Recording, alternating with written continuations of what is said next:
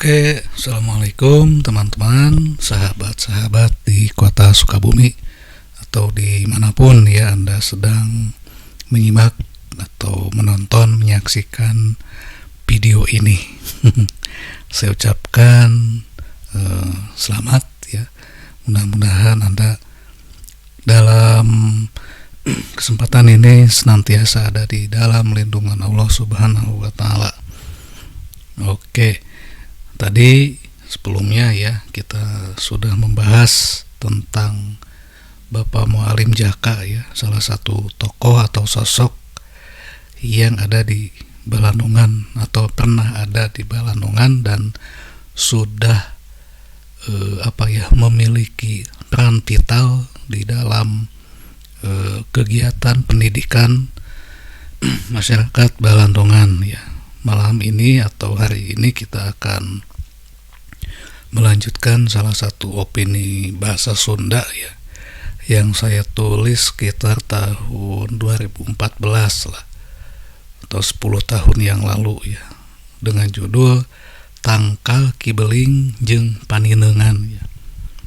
Kalau di bahasa Indonesia kan ini artinya pohon kibeling, dan paninengan itu jadi sesuatu yang memang menjadi kenangan gitu ya. Jadi pohon kibeling dan kenangan, mungkin makna harfiahnya seperti itu. Nah, kenapa saya saat ini ingin mengupas atau mengulas pohon kibeling ya, pohon kibeling. Nah, jadi pohon atau vegetasi ya yang ada di suatu tempat itu menandakan bahwa lokasi atau tempat itu memang memiliki hal yang salah satunya ya, kualitas udaranya masih bersih, kemudian lingkungannya juga masih terjaga dengan baik. Selanjutnya ketika di tempat itu banyak vegetasi atau pepohonan, kesadaran masyarakat terhadap pelestarian lingkungan hidup juga tinggi ya. Nah, sebaliknya ya, ketika di satu tempat atau satu lokasi itu, misalnya di Payunan Bumi sudah tidak ada lagi pepohonan ya, kemudian di satu kampung itu sudah tidak ada lagi vegetasi atau pohon-pohon tingkat tinggi ya, seperti pohon, kalau dulu kan ada limus ya, kemudian ada pohon apalagi rambutan kan, kemudian ada pohon jambu boolnya. Nah, ketika di satu wilayah atau satu tempat itu vegetasi tingkat tinggi itu sudah langka, nah ini menandakan bahwa kualitas udara di wilayah tersebut memang tidak baik ya. Yang kedua, kesadaran masyarakat dalam hal pelestarian lingkungan juga mungkin sudah mulai sedikit kecil kan. Jadi manusia lebih senang atau lebih nyaman ya membuat lahan terbuka hijau ini menjadi dipenuhi oleh beton atau tembok-tembok ya, atau batuan atau benda-benda yang memang menjadi salah satu hambatan tumbuhnya vegetasi di wilayah itu. Nah, kalau kita kembali ke masa lalu ya, misalnya ke tahun 80 dan 90-an, untuk Balandungan saja saat itu sangat dipenuhi sekali oleh pepohonan ya, meskipun itu rumah-rumah atau hunian yang ada di pinggir jalan. Itu setiap rumah karena memiliki halaman ya, itu pasti di halaman itu ada pohon atau vegetasi tingkat tinggi ya, seperti pohon belimbing, kemudian ada juga jambu monyet ya, kemudian ada juga jambu batu ya, jambu kulutuk ya. Apalagi kalau kita ke pinggir kampung ya, misalnya yang di dekat Madrasah Diniyah Hidayatul Islamiyah itu, dulu itu di sana ada satu pohon yang cukup tinggi ya, dan itu menjadi salah satu pohon idola ya siswa-siswi dinia, yaitu tangkal golodog ya. Kalau kita mengonsumsinya itu akan membuat mulut kita, lidah dengan si gigi itu jadi koneng ya, menjadi kuning. Tangkal golodognya digogosannya walaupun hasem. Nah, untuk mendapatkan buah golodog itu kita siswa-siswi saat itu tidak perlu memanjat pohon, karena pohonnya pun sangat tinggi, biasanya menunggu buah jatuh ya, buah jatuhan. Nah, buah jatuhan itulah buah yang memang sudah betul-betul matang ya, atau masak dan siap dikonsumsi. Jadi adanya pepohonan yang menghasilkan buah itu bagi masyarakat atau anak-anak kampung di tahun 80 dan 90-an menjadi salah satu solusi untuk mengurangi uang jajan.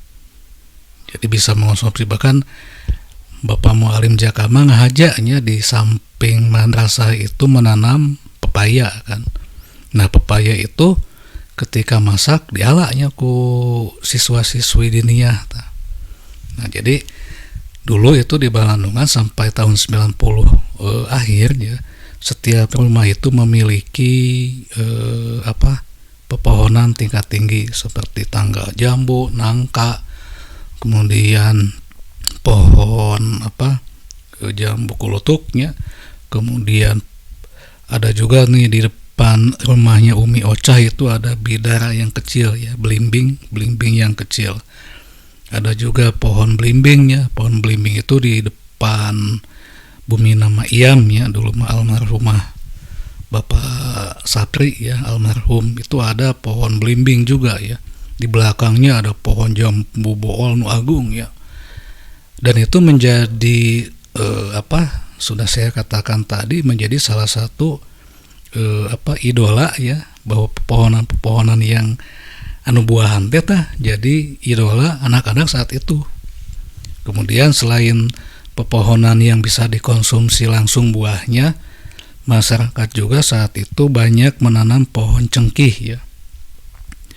Sebab salah satu keuntungan yang bisa didapat oleh pemilik pohon cengkih itu kan, si cengkihnya itu setelah di musim panen itu ya dipetik, atau ada yang jatuhan juga ya, dipoeken, dan itu bisa dijual dengan harga yang memang cukup mahal saat itu, di kilo kan ya. Da sok aya anu nguliling tanya, anu nguliling nyanakan naon teh cengkeh anu terus dipoe. Itu tidak bisa dikonsumsi tapi memang memiliki nilai jual ya, dan bisa diuangkan.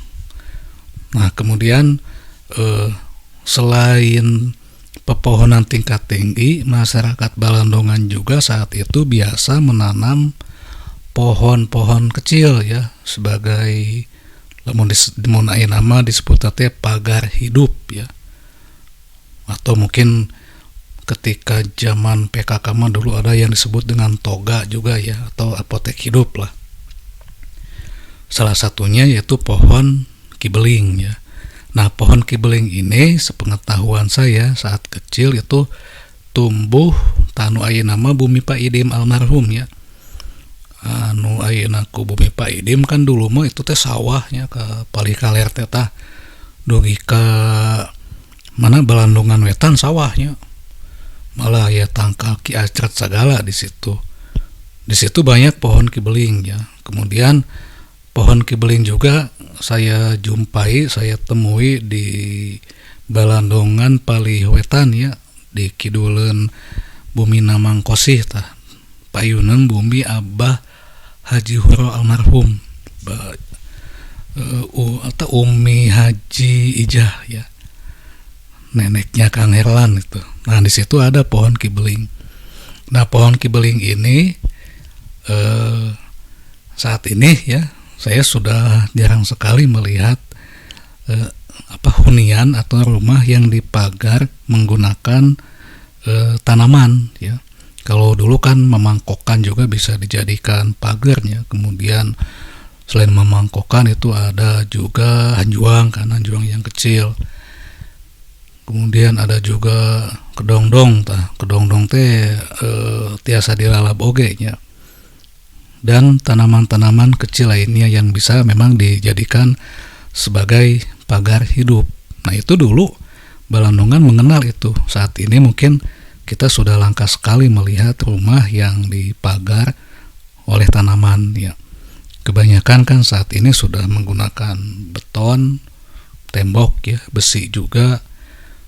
Dan setelah apa dulu itu selain menggunakan tanaman ya atau pagar hidup, juga biasanya ketika Agustusan itu masyarakat memagar rumahnya itu dengan bambu kan, dibelah-belah keningnya dipotongan dugi ke jangkung nate 60 cm lah, dan itu bisa dicat merah putih ya kalau Agustusan ya. Nah jadi dulu itu memang kebiasaan masyarakat itu ketika Agustus pasti merenovasi pagarnya itu karena bambu kan, jadi tidak terlalu mahal. Dan saat itu memang untuk bambu tinggal ngalaknya gombong ya, di Palik Kidul juga banyak pohon gombong. Nah jadi dulu itu memang dipenuhi oleh pagar hidup ya, yaitu dengan tanaman, salah satunya pohon kibeling. Saat ini mungkin sudah saya katakan tadi sudah langka sekali ya rumah yang dipagar dengan tanaman. Kebanyakan kan oleh beton, oleh besi. Ini mungkin karena masalah kecocokan ya. Kecocokan itu artinya makanya cenanya rumah natos tohaga sudah permanen tapi di pagar nate ku pagar tanaman misalkan kan tepantasnya, meskipun sebetulnya ya pantas-pantas saja ya. Yang jelas karena mungkin ingin awet dan tidak ingin gonta-ganti. Kalau dulu mungkin bukan tanaman ya, si bambu yang dijadikan pagar itu daya tahan atau kekuatannya paling 1 tahun ya, karena kepanasan kehujanan ya gampang bobo atau gampang lapuk ya.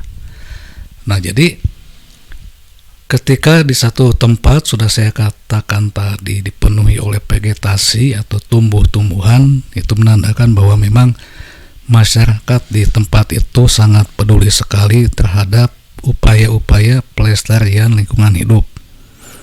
Dampaknya ketika di satu tempat itu dipenuhi oleh vegetasi atau tumbuhan, kita sudah bisa membandingkan lah, saya yang hidup dan mungkin teman-teman yang pernah mengalami tahun 80-90-an dengan saat ini dapat kita rasakan bedanya ya. Dulu itu kan suhu di Balandongan ya khususnya, kemudian secara umum di Indonesia ini sejuk ya. Paling tinggi itu 23 derajat Celcius kan. Bahkan pagi malam sampai pagi itu bisa 17 sampai 20 ya di Balandongan itu.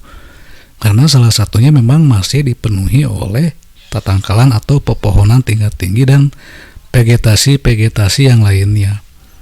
Nah, jadi akan berdampak terhadap situasi atau kondisi cuaca juga ya, suhu ya menjadi lebih sejuk kan. Kemudian loba tatangkalan teh banyak sekali tempat untuk berteduh atau ngiuhan ketika panas.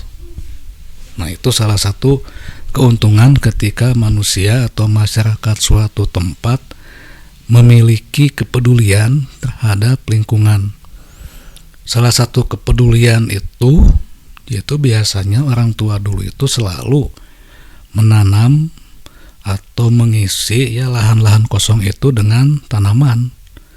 Jadi moal aya lahan kosong anu diantep begitu saja ya. Itu kan bisa ditanami oleh pepohonan yang memang produktif artinya menghasilkan uang ya, seperti pohon cengkeh, kemudian pohon nangka juga kan buahnya bisa dijual. Kemudian ada juga ditanami oleh pepohonan yang memang sebagai penyangga atau daya tahan, juga sekaligus hal yang bisa memproduksi oksigen dalam jumlah besar ketika siang ya. Nah itu begitu ya. Jadi salah satu alasan kenapa orang tua dulu itu betul-betul dekat dengan alam ya, salah satunya karena kita memang tidak bisa lepas dengan alam ini ya. Ketika kita tidak bisa menjaga alam, maka alam pun sebaliknya akan memperlakukan kita seperti kita memperlakukan alam itu.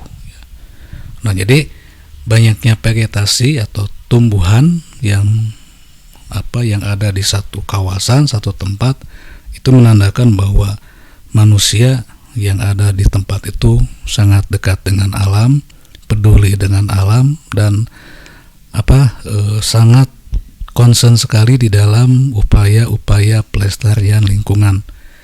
Dan itu dulu tidak perlu dikampanyekan ya. Kalau saat ini kan untuk menanam pohon saja perlu dikampanyekan, disosialisasikan, perlu dicontohkan, bahkan diperlukan sekali anggaran yang cukup besar ya untuk penanaman pohon.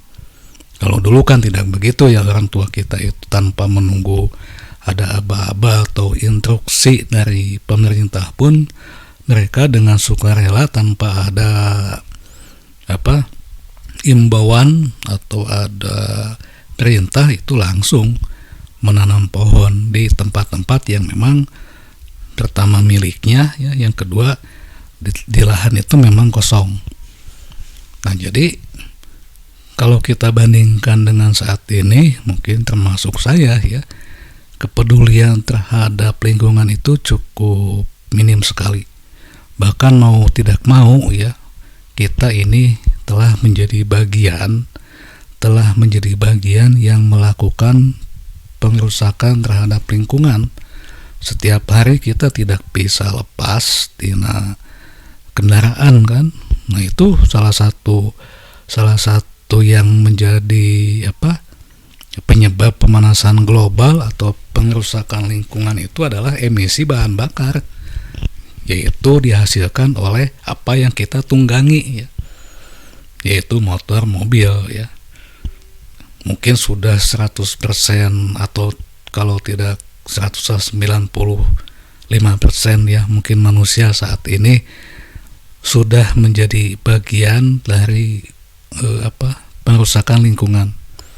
Karena untuk pengerusakan lingkungan ini kan bukan hanya menebang hutan kemudian melakukan deforestasi atau penggundulan hutan ya. Salah satunya adalah membuat polusi udara ya dengan apa yang kita hasilkan. Ya, salah satunya emisi bahan bakar atau emisi BBM. Itu kan kita menjadi bagian dari itu. Kemudian ketika kita menjadi bagian dari itu, banyak sekali kalangan yang mengampanyekan upaya-upaya pelestarian lingkungan hidup. Ya, salah satunya melalui, kalau dulu kan ada reboisasi, kemudian ada juga penghijauan, ya, ada penanaman lahan, ya, oleh pepohonan kan. Namun sayangnya jika dibandingkan dengan zaman dulu itu beda ya. Kalau dulu tanpa melalui sosialisasi, tidak perlu diimbau, bahkan tidak perlu menggunakan anggaran yang cukup banyak. Dulu itu kan orang tua nanam kayak gitu kan, ketika ada lahan kosong tanami, karena mereka punya pandangan ke depan 10 atau 20 tahun kemudian, bahkan mungkin 5 tahun ya, itu hasilnya akan bisa panen ya, hasilnya akan bisa dipanen, bukan hanya buah ya, juga si kayunya. Kemudian yang jelas selama proses pertumbuhan tanaman dan selama tanaman itu masih ada yang namanya pepohonan, itu secara alamiah itu akan memproduksi oksigen. Oksigen adalah kebutuhan pokok dan vital bagi manusia ya. Nah jadi dulu orang tua memang tidak memerlukan sosialisasi ya untuk menanam pohon, karena sudah ada contoh ya, ketika kita menanam pohon pasti jadi gitu. Dan ketika kita menanam pohon dan di situ memang sudah ada ya pepohonan yang tinggi, yang besar dan tinggi, maka suasana akan menjadi sejuk. Dengan itu pun ya, dengan diberikan contoh oleh alam, orang tua kita itu sudah memahaminya tanpa perlu saya jelaskan, tanpa perlu kita kita kumpulkan, tanpa perlu kita sosialisasikan di kantor desa ya. Itu orang tua sudah mengerti ya, bahwa ketika di satu tempat itu dipenuhi oleh tumbuhan atau tanaman, maka otomatis tempat itu akan teduh, sejuk, nyaman untuk ditinggali, dan memang akan menghasilkan hal-hal yang memang bisa kita konsumsi. Nah jadi seperti itu ya. Ya, kalau kita bandingkan sekali lagi dengan saat ini ya, untuk menanam satu pohon saja itu kudu diriung ya namanya. Misalkan ketua RT mau melakukan penanaman pohon, wah diundang segala nah. Tokoh-tokoh masyarakat diundang, kemudian disaksikan, bahkan dipublikasikan oleh berbagai macam media.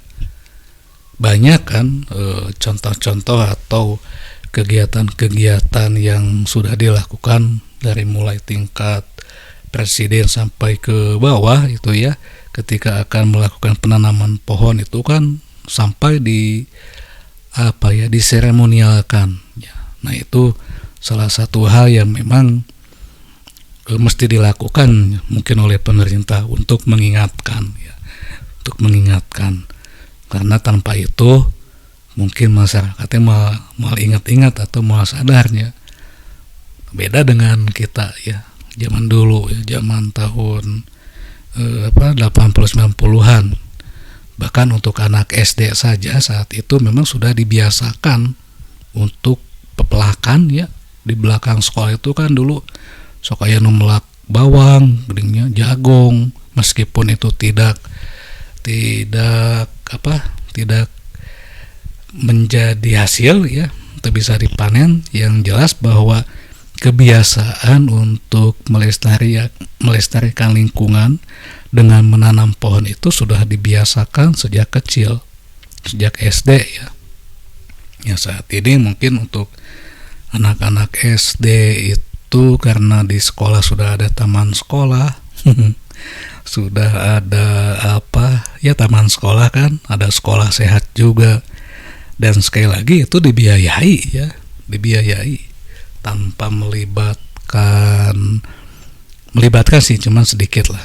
Karena dulu saya pernah melihat ada siswa SD ya yang menanam membawa pot gitu kan, membawa bibit ya, benih. Itu ada yang begitu ya.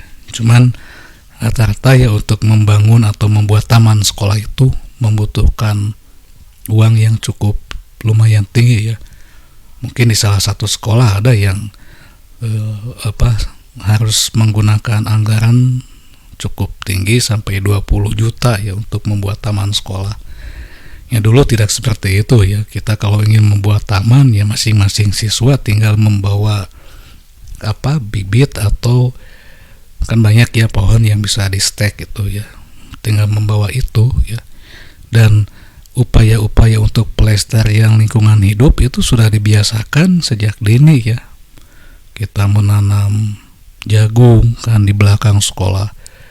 Bahkan dulu zaman SD ketika saya diajar oleh Pak Ajat ya, itu di depan kelas itu kan ada lahan kosong ya, tanah itu ditanami oleh berbagai macam tumbuhan, mulai jagung, kemudian ketela, apalagi itu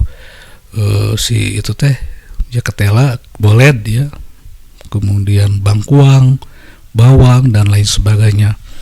Dan itu memang bisa dipanen itu 6 bulan kemudian siswa kelas 6 SD itu panen ya, dan masak di situ. Nah, jadi kebiasaan untuk melestarikan lingkungan hidup ya sejak dini itu memang sudah diajarkan, bukan hanya penjelasan tetapi memang dipraktikkan langsung dengan menanam tumbuhan yang saya sebutkan tadi. Saat ini kita memang mengalami semacam disrupsi ya, artinya ada ketidakpastian, ketidakjelasan. Kita tinggal di alam ini, namun kepedulian atau rasa peduli ya atau kesadaran kita di dalam upaya pelestarian lingkungan hidup masih perlu selalu mesti diingatkan ya. Makanya pemerintah melakukan kegiatan-kegiatan seperti penanaman pohon, kemudian melakukan pembersihan lingkungan itu selalu dipublikasikan dan dalam bentuk seremoni ya, supaya katingali, supaya bisa dilihat oleh masyarakat dalam bentuk kegiatan, dan itu adalah sebuah ajakan. Nah, jadi begitu ya. Dulu kalau kita membanding-bandingkan ya, zaman Pak Harto itu, dia itu kan turun ke lapangan ketika apa, Cok? Ketika musim panen ya. Ketika musim panen tiba dia datang. Ya karena memang salah satu pembangunan 5 tahunan itu ketika di tahun 80-an Indonesia ini dicanangkan sebagai negara yang swasembada pangan. Nah itu memang cukup berhasil ya. Kita mesti mengakui ya, salah satu keberhasilan Orde Baru itu berhasil membangun ketahanan pangan ya. Nah, ketahanan pangan ini kan salah satunya dibuktikan oleh bukan jumlah atau ketersediaan kebutuhan yang ada di pasar saja ya, tetapi kebutuhan yang ada di rumah. Misalnya si rumah itu memiliki stok padi sampai 1 musim kan. Nah itu salah satu bukti ketahanan pangan. Kalau misalnya ketahanan pangan itu hanya diukur dengan ketersediaan pangan di pasar ya itu kan khusus untuk masyarakat yang memang sudah atau memiliki cukup uang kan untuk membelinya. Nah begitu ya. Jadi sekali lagi bahwa kepedulian terhadap lingkungan ini sebetulnya bukan hal yang mesti kita tawar-tawar lagi saat ini, mengingat kita sedang ada di era pemanasan global. Ya, pemanasan global ini bukan hanya dirasakan oleh kita, tapi oleh satu planet bumi ini ya, merasakan dampak yang terjadi ketika muncul pemanasan global. Ya salah satunya suhu meningkat, kemudian cuaca ekstrem ya, artinya mestinya musim ini musim hujan atau musim panas ya, tiba-tiba hujan. Mestinya musim hujan tiba-tiba panas panjang kan. Nah itu salah satu efek pemanasan global. Nah, pemanasan global salah satunya itu tadi disebabkan oleh semakin minimnya tumbuhan ya, kemudian semakin minimnya vegetasi yang ada di lingkungan. Kenapa menjadi panas? Karena karbon yang semestinya diserap oleh tumbuhan dan disimpan di tanah, ketika tumbuhannya sudah tidak ada, tumbuhannya sudah diganti oleh aspal, oleh beton, oleh papin blok ya, kemudian oleh tembok, maka otomatis si karbon itu naik ke atas dan mengendap di atmosfer kita, menyebabkan pemanasan global. Nah mestinya kan karbon itu diserap oleh tumbuhan kan, CO2 itu kan, kemudian disimpan di tanah mestinya. Tapi ini kan naik ke atas, makanya jadi panas planet bumi kita. Kalau diibaratkan saat ini, bumi ini seperti manusia yang sedang demam lah. Jadi membutuhkan pengobatan atau mesti healing ya. Mesti diobati ya untuk untuk mengantisipasi supaya planet bumi ini tidak panas. Ya salah satunya kan upaya yang paling sederhana yaitu melakukan penanaman pohon, bukan menebangi dan menghabiskannya, tapi menanami pohon. Tentang ini kan deforestasi dan lain sebagainya itu menjadi menjadi materi di dalam debat kemarin kan, debat calon wakil presiden kan, tentang lingkungan hidup. Nah, upaya-upaya yang mesti dilakukan mengenai lingkungan hidup ini kita mesti mencontoh apa yang sudah dilakukan oleh orang tua di zaman dulu ya, oleh generasi kakek nenek kita, yaitu kebiasaan menanam pohon di lahan kosong. Nah, seperti yang ada di Balonongannya, yaitu menanam pohon kibeling kan. Diteliti ini pohon kibeling atau kejibeling ya kalau bahasa Indonesianya, ini memiliki khasiat ya. Salah satunya kalau kita godok ya si daunnya ya. Kalau kita godok kemudian kita minum secara telaten, itu akan meleburkan batu ginjal, itu salah satunya. Kemudian untuk anak-anak nih ya, untuk anak-anak masih daunnya itu suka digunakan untuk menghaluskan mainan tina kayu ya. Karena ini kan permukaan daunnya itu kasarnya, jadi identik dengan amplas. Nah, jadi dijadikan amplas si daun kibeling itu. Kan dulu ada satu alat mainan namanya teh bandreng ya, anu tina cagak ieu teh pohon ya, sok cagakan dijadikeun bandreng ya, teh dihamplasna teh ku kibeling salah satunya. Nah, itu dulu di Balandongan itu pohon kibeling itu adanya di nama Bumi Pak Idim tanya. Kemudian dulu di Bumina Umi Haji Ijah ya, Ibu Khadijah. Nah, jadi begitu. Nah, selain itu ya, kita juga di Balandongan dulu di belakang madrasah, kemudian di belakang bumi Abdi kayaknya banyak itu pepohonan yang memang saat ini sudah tidak ada lagi jenis-jenis tanaman seperti yang saya lihat dulu ya. Mungkin untuk pisang masih banyak lah, karena pohon pisang ini memang tanpa di pelak oge sok bijade si tunasnya kan. Tapi untuk pohon-pohon seperti tangkal warunya, pohon randu, kemudian ki acrat, kedongdong ya, kemudian jamu bool memang membutuhkan waktu yang lama ya untuk ditanamnya.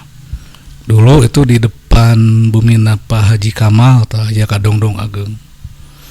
Kemudian ada juga tangkal sawo ya. Saat ini bahkan nama gang yang ada di depan Madrasah Hidayatul Islamiyah itu dikasih nama atau diberi nama Gang Sawo ya, karena di situ memang masih ada pohon sawo.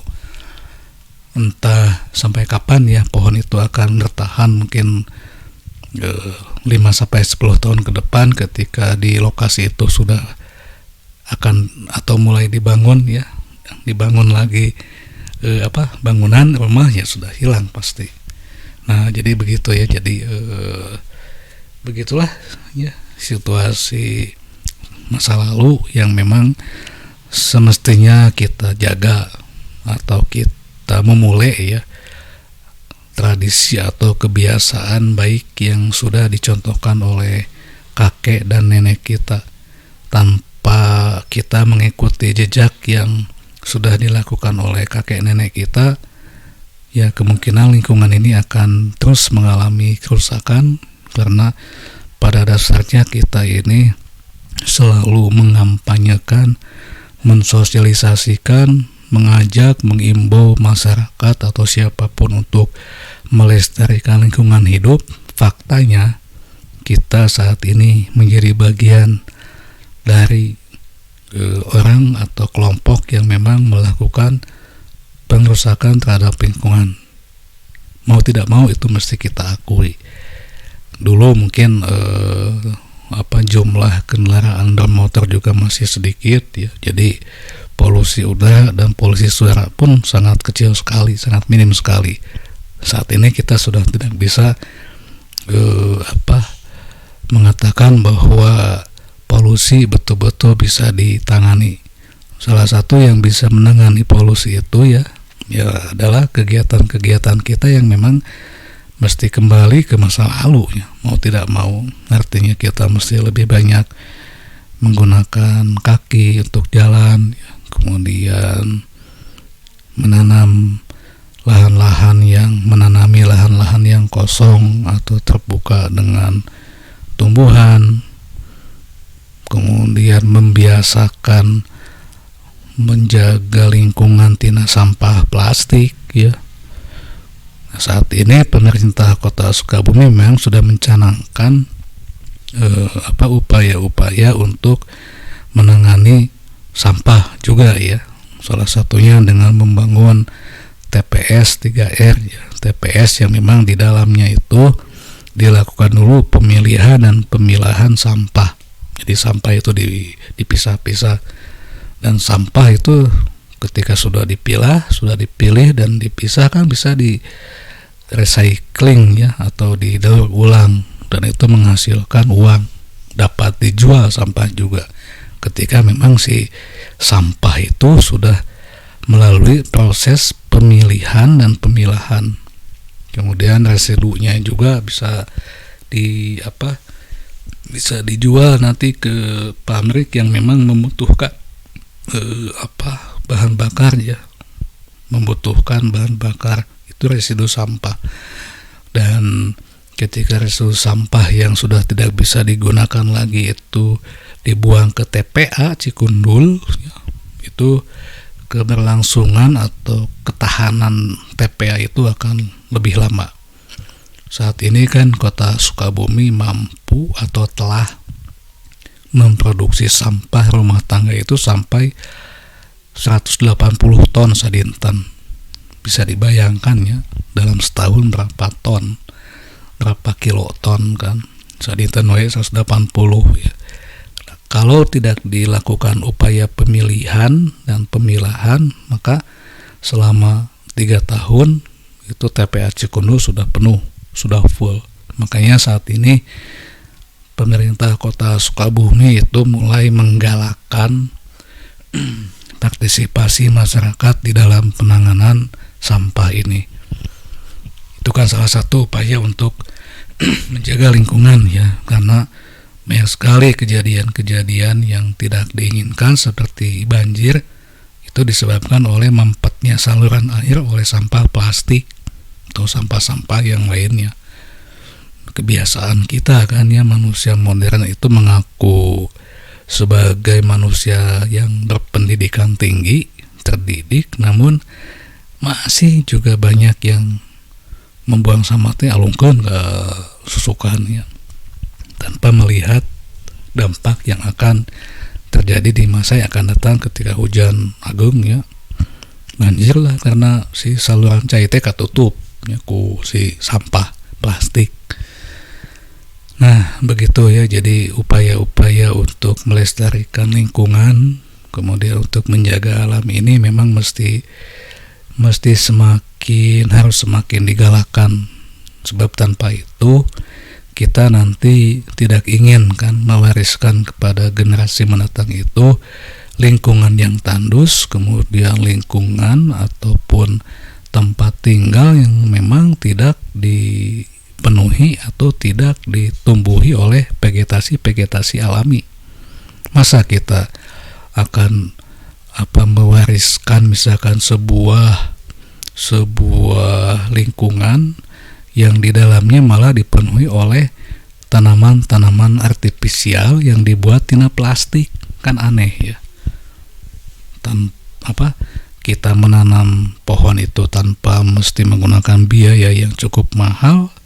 Kalau kita punya 1 biji naon teh salahkan tinganan celebkeun, tetapi kita nanti di masa depan malah mewariskan lingkungan artifisial. Salah satunya kan lingkungan artifisial itu ini bangunan-bangunan yang kita dirikan ya, ini kan artifisial semua ya, walaupun misalnya bahan bakunya itu di alam ya, tetapi tetap artifisial. Bahkan kita mungkin tidak menginginkan apa yang terjadi di dalam salah satu film animasi ya, judulnya itu Lorax.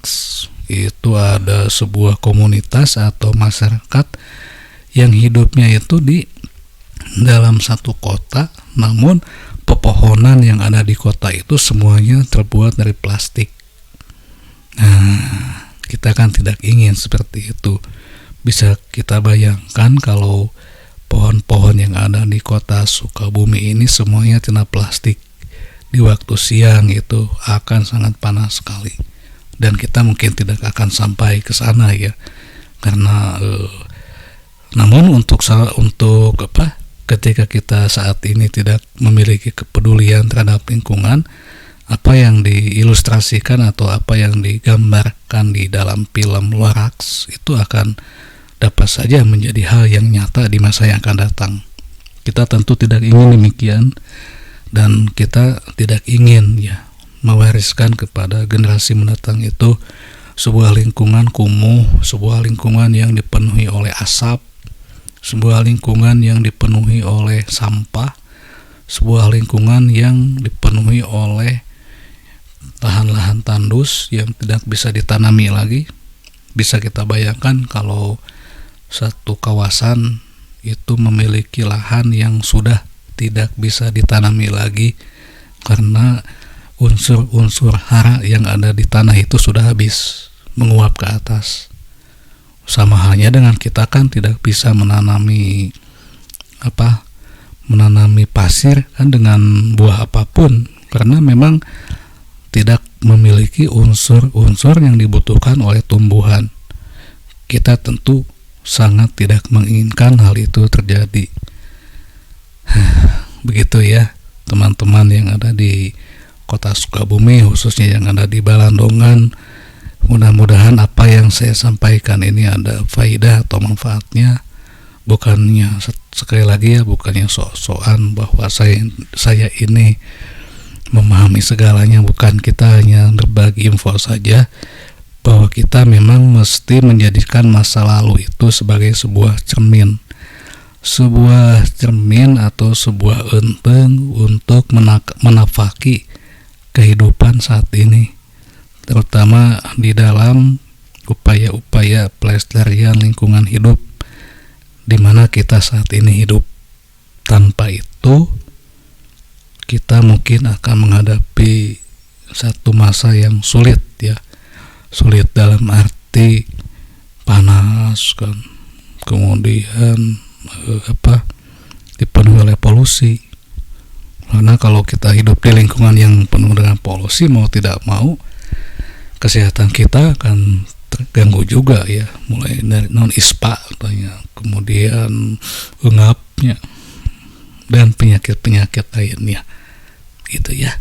Mudah-mudahan ada manfaatnya.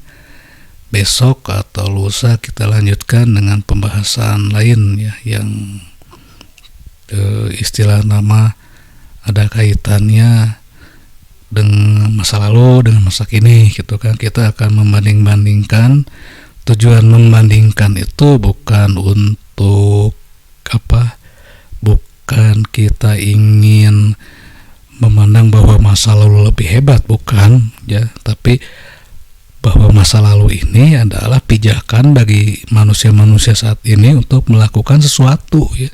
Kalau kita ingin memiliki lingkungan yang bersih, maka apa yang sudah dilakukan oleh kakek nenek dan buyut-buyut kita, yaitu menanami lahan-lahan kosong dengan tumbuhan, ya mesti kita ikuti ya, mesti kita ikuti. Atau misalkan kalau kita itu ingin lingkungan ini ingin nyaman, apa yang dilakukan oleh kakek nenek moyang kita itu biasanya dulu di belakang rumah atau di salah satu tempat itu membuat tempat pembuangan sampah komunal ya, dibuang ke sana. Tapi kan bedanya pemiaya lama kan, kalau kita misalkan membuat tempat pembuangan sampah komunal sadinten kusakapung tos penuhnya, Kalau dulu kan sampah-sampahnya masih terbilang lebih banyak sampah organik ya, sampah yang membusuk gitu kan. Ayeuna mah kan lebih banyak sampah-sampah yang anorganiknya. Ketika kita ada satu orang misalkan yang membuat tempat sampah komunal, sapoe ge bakal pinuh pastinya. Udah we. Dulu makan tuh gitunya, sampah lagi sampah daun ya, daun cau, kemudian kalakai kan. Kalakai teh daun anu sudah kering kan. Dulu kan begitu ya. Ayeuna kan tidak ada kalakai. Kalakai itu sangat sedikit sekali, malah ayeuna mah lebih banyak plastik dibanding kalakai atau daun-daun yang sudah tua ya. Daun-daun anu tos ieu ning tos kering ya. Bahkan itu kan bisa dibelem nu kitu mah ya. Plastik itu lebih banyak dibandingkan dengan kalakai, karena setiap waktu aktivitas kita itu dimimiti makan minum itu bisa lepas tina plastik ya. Gitu dah. Terus 30 menit langkung ya. Oke nuhun. Wassalamualaikum.